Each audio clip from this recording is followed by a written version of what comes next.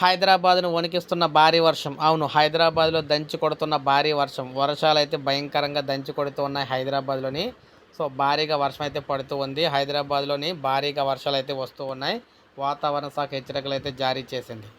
So Jubilee Hills, Banjara Hills, Ameerpet, SR Nagar, ESI, Yousufguda, Borabanda, Panjagutta, Khairatabad, Basheerbagh, Koti, Abids, Musheerabad, Chikkadpally, Film Nagar, Kavadiguda తదితర ప్రాంతాల్లో భారీ వర్షానికి అయితే రహదారులు మొత్తం జలమయమయ్యాయి. అప్రమత్తమైన జీహెచ్ఎంసీ సిబ్బంది వరద నీరు రోడ్లపై తిరగకుండా నిలవకుండా చర్యలు చేపట్టారు.